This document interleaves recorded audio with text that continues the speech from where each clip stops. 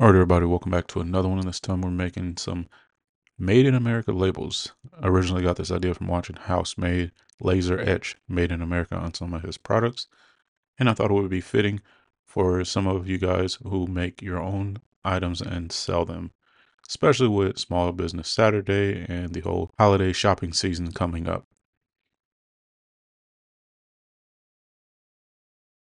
So first thing I did is hopped over to Etsy to see if there were anybody selling them already and to get some idea of what people are liking, what people don't like.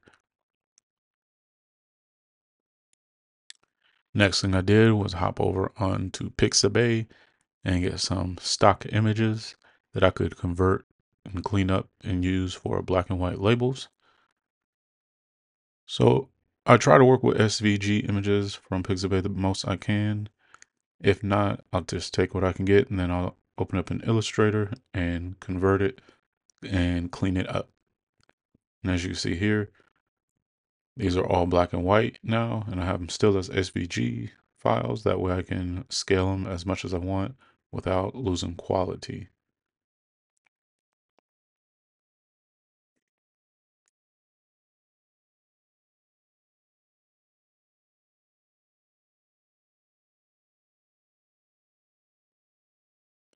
So for the first label, I went for a 1x1 label, and you'll see later I have some issues with that, and I end up switching it over to a 1.25 by 2.25.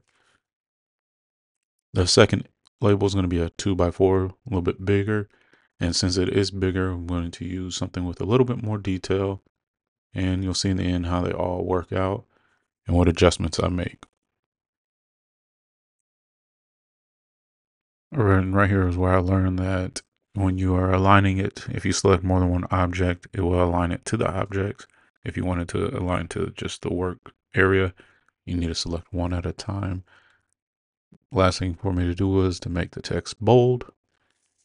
And then it was off to the printer.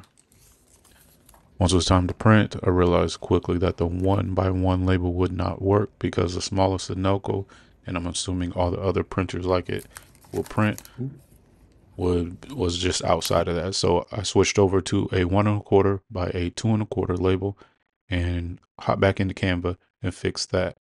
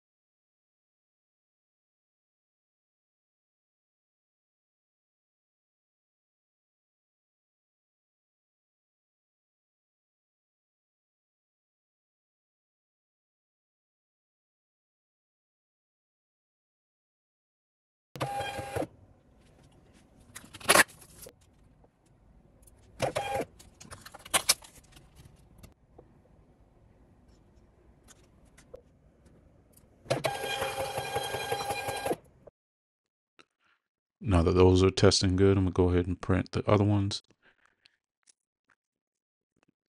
And as you can see, I got the millimeter conversion from inches on the right side, going for the 2.25 by 1.25 labels. And you can see here, this is the 2.25, 1.25.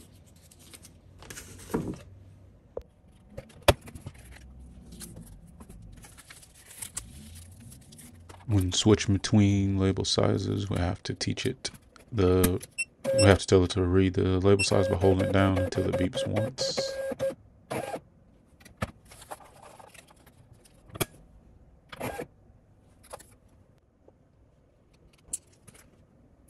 Alright, that wraps up this video.